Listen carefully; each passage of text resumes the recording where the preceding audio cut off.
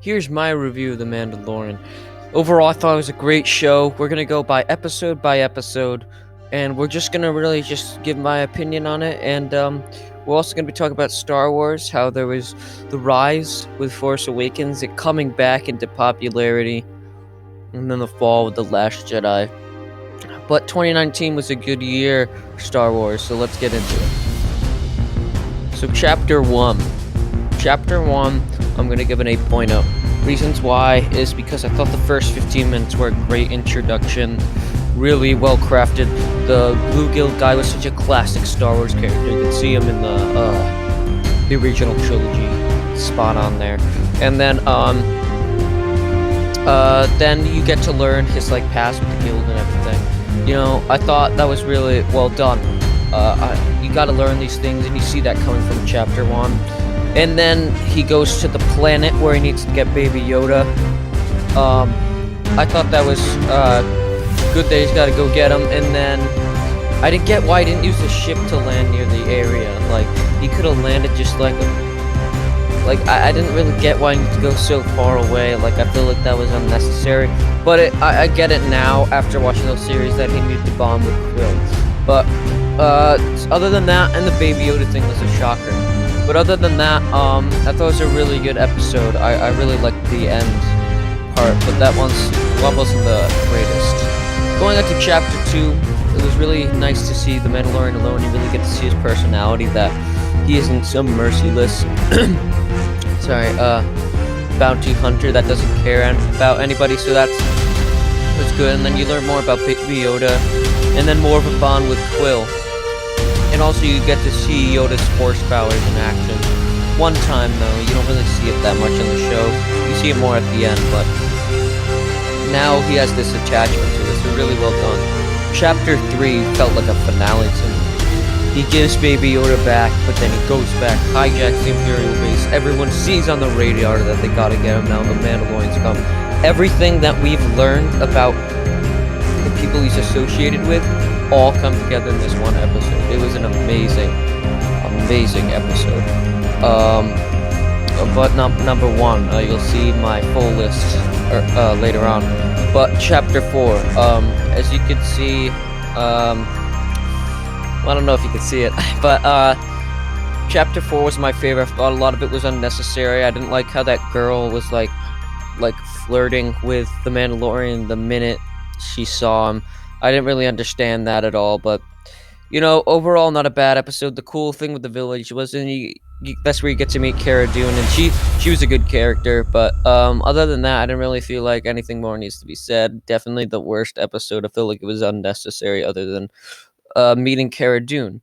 Then episode 5, I thought you get to see how he works with other bounty hunters, and getting that nice Tatooine vibe. And just a lot of references in that one. I love the plot of the high ground and everything, but also they have to do that very much. But it felt like a classic Western, if that makes any sense. I feel like the story's been told before in just different forms. But then moving on to episode 6. Episode 6 was my favorite. I loved how you hated the crew right off the bat. You didn't like them. You didn't want to see them anymore. And the tension inside the ship right before they get to their location. And also you get to learn about the Mandalorian's past, that he always wasn't this very good person. So that was very interesting. It doesn't really go any more into that, but you learn it.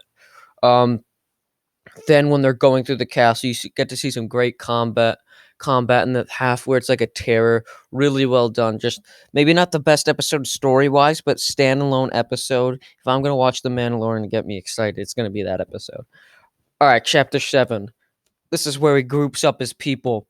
He goes back and gets Quill, Cara Dune, because the guild master is back now. And there's a betrayal, and now they're captured.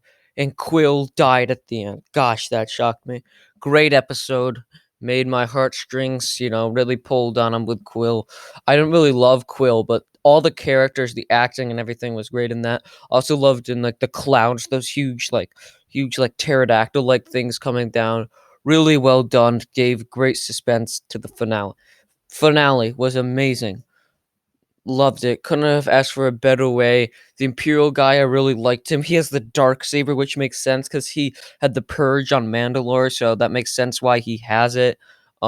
There's gonna be a lot of talk about that, I feel, and like what's gonna go on with the next season. And just it was really well crafted. IG, like it all makes sense. You get to see the Mandalorian. You learn so much about everyone, and then everyone ends up living. He keeps Baby Yoda for now, and Baby Yoda and the Mandalorian have this bond is strong. And overall, great episode, great finale. Excited to see what's next, but felt it was definitely a conclusion to what's happened so far. So far, I'd just say this show is great. I'll have my episode ranking up now. I'm really excited for what's next for this show coming out fall 2020 season 2. If you didn't already know that, I'm just really excited. Like I've always wanted a bounty hunter, either video game where that's the main character or show, and we finally got it. And I'm loving it. So let me know, guys, if you kind of like this, where it's like half stop motion, half me talking, kind of like a collaboration of all my videos or like types of videos that I make. But I'm gonna end it here. Let me know if you guys like the Mandalorian. Comment down below. I'm gonna have a Mandalorian uh stop motion eventually, but I'm working on a brand new original series. Yeah, so hopefully that will be one of my newest videos, and see you guys in the next one. Bye.